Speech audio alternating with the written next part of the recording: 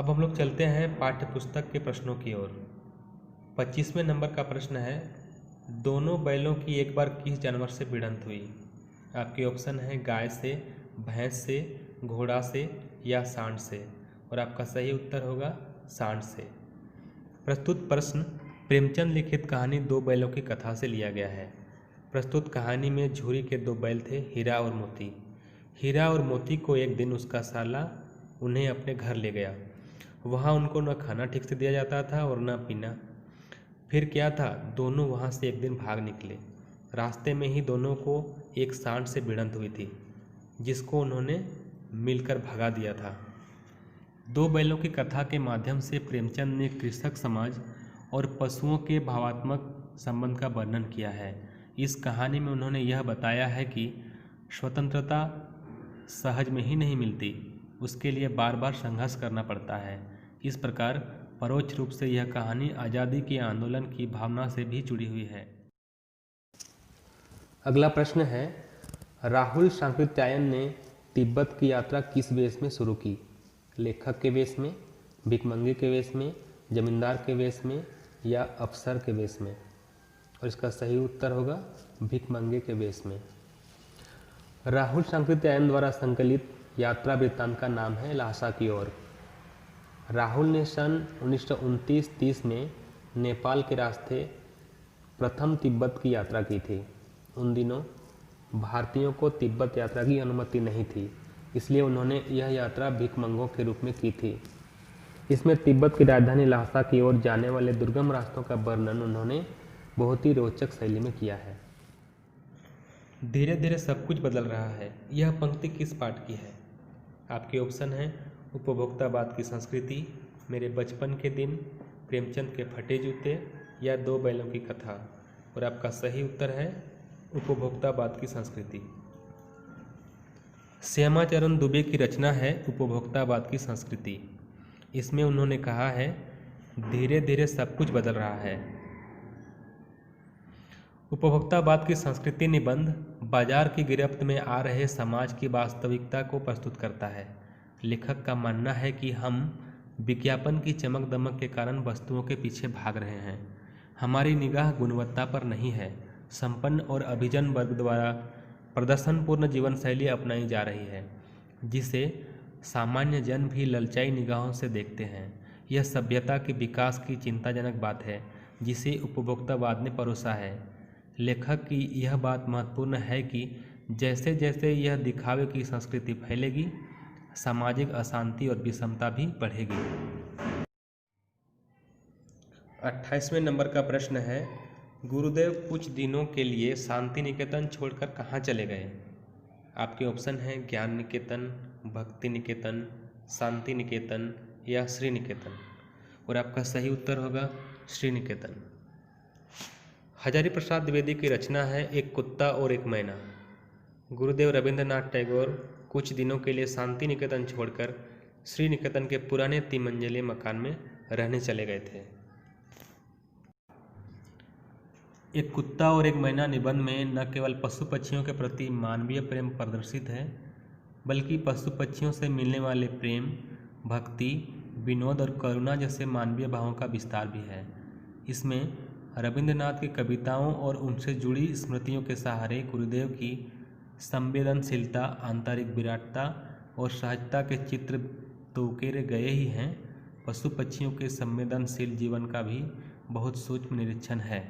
यह निबंध सभी जीवों से प्रेम की प्रेरणा देता है। अगला प्रश्न है, अतीत के चलचित्र किनकी गद्य रचना है? और आपके ऑप्शन है प्रेमचंद की, हरिशंकर परसाई की, महादेवी वर्मा की या राहुल सांकृत्यायन की। और आपका सही उत्तर होगा महादेवी वर्मा की। अतीत के चलचित्र महादेवी वर्मा की गद्य रचना है। महादेवी वर्मा को कविता लिखने की प्रेरणा माँ से मिली। उनकी माता धार्मिक भजन लिखा भी करती थी और गाया भी करती थी। यहीं से उन्हें ब्रज भाषा में लिखने की प्रेरणा मिली। जब वे क्राथवेट कॉलेज इलाहाबाद में भर्ती हुई तो वहाँ उनका परिचय प्रसिद्ध कवयित्री सुभद्रा कुमारी चौहान से हुआ। दोनों के साथ साथ रहने से उनका काव्य लिखने का उत्साह बढ़ता चला गया। वे कवि सम्मेलनों में जाने लगी, अपनी रचनाएं स्त्री दर्पण नामक पत्रिका में भेजने भी लगी। अगला प्रश्न है, सलीम अली के एयर गन में कौन चिड़िया घायल होकर गिरी थी? आपके ऑप्शन हैं गौरैया, मैना, कौवा या कबूतर, और आपका सही उत्तर होगा गौरैया। बचपन के दिनों में सलीम अली की एयरगन से घायल होकर गिरने वाली नीले कंठ वाली गौरैया थी। लेखक जाबिर हुसैन के संस्मरण का नाम है सांवले सपनों की याद। प्रसिद्ध पक्षी प्रेमी सलीम अली की अंतिम यात्रा को याद करता हुआ लेखक कहता है, ऐसा लगता है मानो सुनहरे पक्षियों के पंखों का सांवले सपनों का एक झुंड सवार है। यह समूह मौत की सूनी घाटी की तरफ उड़ता जा रहा है, कोई उन्हें रोक नहीं सकता। आशा यह है कि सलीम अली जीवन के अंत तक पक्षियों के सुंदर रहस्यों को जानने की नई नई इच्छा और कल्पना संजोए हुए चलते रहे, यहाँ तक कि उन्होंने अपनी अंतिम यात्रा भी इन्हीं सपनों को पूरा करने के लिए की थी। 31वां नंबर का प्रश्न है, किस वृक्ष की शाखाओं पर मैनाएं उड़ती फिरती रही थी? और आपके ऑप्शन हैं पीपल, आम, बरगद या शीरिस, और इसका सही उत्तर होगा शीरिस। यह प्रश्न हजारी प्रसाद द्विवेदी की गद्य रचना एक कुत्ता और एक मैना से लिया गया है। एक कुत्ता और एक मैना निबंध में न केवल पशु पक्षियों के प्रति मानवीय प्रेम प्रदर्शित है, बल्कि पशु पक्षियों से मिलने वाले प्रेम, भक्ति, विनोद और करुणा जैसे मानवीय भावों का विस्तार भी है। इसमें रविंद्रनाथ की कविताओं और उनसे जुड़ी स्मृतियों के सहारे गुरुदेव की संवेदनशीलता, आंतरिक विराटता और सहजता के चित्र तो उकेरे ही गए हैं, पशु पक्षियों के संवेदनशील जीवन का भी बहुत सूक्ष्म निरीक्षण है। यह निबंध सभी जीवों से प्रेम की प्रेरणा देता है। अगला प्रश्न है, कवयित्री ललाद्यत ने किसको सच्चा ज्ञान माना है? आपके ऑप्शन है परमात्मा ज्ञान को, अलौकिक ज्ञान को, आत्मज्ञान को या ब्रह्म ज्ञान को, और आपका सही उत्तर होगा परमात्मा ज्ञान को। ललाद्यत की काव्य शैली को बाख कहा जाता है। पहले बाख में ललाद्यत ने ईश्वर प्राप्ति के लिए किए जाने वाले अपने प्रयासों की व्यर्थता की चर्चा की है। दूसरे में बाह्याडंबरों का विरोध करते हुए यह कहा गया है कि अंतःकरण से समभावी होने पर ही मनुष्य की चेतना व्यापक हो सकती है। दूसरे शब्दों में इस मायाजाल में कम से कम लिप्त होना चाहिए। तीसरे वाक्य में कवयित्री के आत्मालोचन की अभिव्यक्ति है। वे अनुभव करती हैं कि भवसागर से पार जाने के लिए सद्कर्म ही सहायक होते हैं। भेदभाव का विरोध और ईश्वर की सर्वव्यापकता का बोध चौथे वाक्य में है। कवयित्री ललाद्यत ने परमात्मा ज्ञान को ही सच्चा ज्ञान माना है। चंद्रगहना से लौटती बेर कविता में चंद्रगहना क्या है? आपके ऑप्शन हैं आभूषण, चंद्रमा, आकाश या स्थान का नाम, और आपका सही उत्तर होगा चंद्रमा। केदारनाथ अग्रवाल की काव्य रचना चंद्रगहना से लौटती बेर है। प्रस्तुत कविता में कवि का प्रकृति के प्रति गहन अनुराग व्यक्त हुआ है। वह चंद्रगहना नामक स्थान से लौट रहा है। लौटते हुए उसके किसान मन को खेत खलिहान एवं उनका प्राकृतिक परिवेश सहज आकर्षित कर लेता है। इस कविता में कवि की उस सृजनात्मक कल्पना की अभिव्यक्ति है जो साधारण चीज़ों में भी असाधारण सौंदर्य देखती है और उस सौंदर्य की शहरी विकास की तीव्र गति के बीच भी अपनी संवेदना में सुरक्षित रखना चाहती है। यहाँ प्रकृति और संस्कृति की एकता व्यक्त हुई है। मेघ आए कविता में मेघों के आने की तुलना की गई है डैश, प्रवासी अतिथि अर्थात दामाद से, विश्वासघाती व्यक्ति से, शहर के किसी धनी व्यक्ति से या झमाझम वर्षा से, और सही उत्तर होगा प्रवासी अतिथि अर्थात दामाद से। सर्वेश्वर दयाल सक्सेना की काव्य रचना मेघ आए है। संकलित कविता में कवि ने मेघों के आने की तुलना सजकर आए प्रवासी अतिथि अर्थात दामाद से की है। ग्रामीण संस्कृति में दामाद के आने पर उल्लास का जो वातावरण बनता है, मेघों के आने का सजीव वर्णन करते हुए कवि ने उसी उल्लास को दिखाया है। बच्चे काम पर जा रहे हैं, कविता में कवि की पीड़ा का विषय क्या है? और आपके ऑप्शन है बालकों का मजदूरी करना, बालकों का आलसी होना, बालकों का नहीं पढ़ना या बालकों का नहीं खेलना। और सही उत्तर होगा बालकों का मजदूरी करना। बच्चे काम पर जा रहे हैं कवि राजेश जोशी की काव्य रचना है।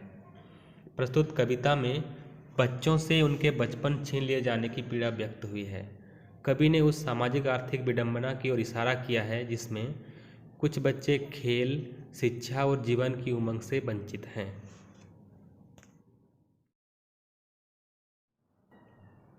अगला प्रश्न है, पकाही घाव किस इलाके या क्षेत्र में हो जाता है? नदी क्षेत्र में, बाढ़ पीड़ित क्षेत्र में, खेतों में या तालाबों में। और आपका सही उत्तर होगा बाढ़ पीड़ित क्षेत्र में। फणीश्वर नाथ रेणु की रचना है इस जल प्रलय में। बाढ़ एक प्राकृतिक आपदा है। यह नदी में जल अत्यधिक मात्रा में भर जाने अथवा लगातार मूसलाधार वर्षा के कारण उपस्थित होती है। इससे निपटने के लिए दीर्घकालिक और तात्कालिक उपाय बरतने की आवश्यकता पड़ती है। पानी की निकासी की उचित व्यवस्था भी की जानी चाहिए। बाढ़ आने पर नावों एवं बचाव कार्यों का प्रबंधन भी किया जाना जरूरी होता है। पर्याप्त मात्रा में खाद्य सामग्री का भंडारण करना भी जरूरी होता है। दवाइयों का भंडारण भी किया जाना चाहिए। बाढ़ पीड़ित क्षेत्र में अनेक बीमारियां फैलने की आवश्यकता होती है, जैसे हैजा, पीलिया, डायरिया, दस्त, कै, पेट के रोग, कृमिजन्य इत्यादि। इसके अलावे पैरों में घाव भी हो जाता है, जिसको पकाही घाव कहा जाता है। 37वें नंबर का प्रश्न है, गरीब आदमी का शमशान नहीं उजाड़ना चाहिए। यह पंक्ति किस पाठ से है? इसके ऑप्शन हैं इस जल प्रलय में, रीढ़ की हड्डी, माटी वाली, मेरे संग की औरतें। और इसका सही उत्तर होगा माटी वाली। माटी वाली विद्यासागर नौटियाल की रचना है। टिहरी बांध की सुरंगों के बंद होने से शहर में पानी भर गया। लोगों के घर तो बाढ़ में डूबे ही, साथ में सारे शमशान घाट डूब गए। इस पर माटी वाली औरत का कहना है, गरीब आदमी का शमशान नहीं उजाड़ना चाहिए। इस कथन का आशय यह है कि बाढ़ जैसी आपदाओं से गरीब का झोपड़ा नष्ट नहीं होना चाहिए। उनके आवास तो वैसे ही शमशान की तरह हैं, जहां वे रोज मर मर कर जीते हैं। इनके उजड़ जाने पर भला उन्हें कहाँ शरण मिलेगी। 38वें नंबर का प्रश्न है, उकील आर्ट स्कूल का नाम किसने सुन रखा था? आपके ऑप्शन हैं विद्यासागर नौटियाल ने, जगदीश चंद्र माथुर ने, फणीश्वर नाथ रेणु ने, शमशेर बहादुर सिंह ने। और आपका सही उत्तर होगा शमशेर बहादुर सिंह ने। अपने शिक्षा प्राप्त करने के दौरान लेखक ने पेंटिंग से संबंधित उकील आर्ट ऑफ स्कूल का नाम सुन रखा था। उनकी रचना का नाम है किस तरह आखिरकार मैं हिंदी में आया। अगला प्रश्न है, मेरे संग की औरतें पाठ में किस औरत को खादी की साड़ी संभालना दुभर होता था? और इसके विकल्प हैं दादी को, नानी को, माँ को या दीदी को। और इसका सही उत्तर होगा माँ को। यह प्रश्न मेरे संग की औरतें शीर्षक पाठ से लिया गया है, जिसकी लेखिका हैं मृदुला गर्ग। लेखिका की माँ परंपरा का निर्वाह नहीं करती थीं, फिर भी परिवार के सभी सदस्यों के दिल पर राज करती थी। उनकी सलाह का सभी सम्मान करते थे। वे दूसरे की गोपनीय बातों को दूसरों पर प्रकट नहीं करती थी। अंतिम रीढ़ की हड्डी में विवाह योग्य कन्या का नाम है उमा, रमा, क्षमा या श्यामा। और इसका सही उत्तर होगा उमा। यह प्रश्न रीढ़ की हड्डी एकांकी से लिया गया है, जिसके लेखक हैं जगदीश चंद्र माथुर। रीढ़ की हड्डी एकांकी के माध्यम से लेखक ने समाज में व्याप्त मध्यम वर्ग में बेटी की शादी की समस्या को उजागर करने के साथ उन स्वार्थी, अवसरवादी, व्यवहारवादी लोगों पर व्यंग करना है जो पैसों के बल पर, पुरुष प्रधान समाज के बल पर सब कुछ खरीदने का झूठा भ्रम रखते हैं। ऐसे लोगों को सबक सिखाने के उद्देश्य से ही यह एकांकी लिखी गई है।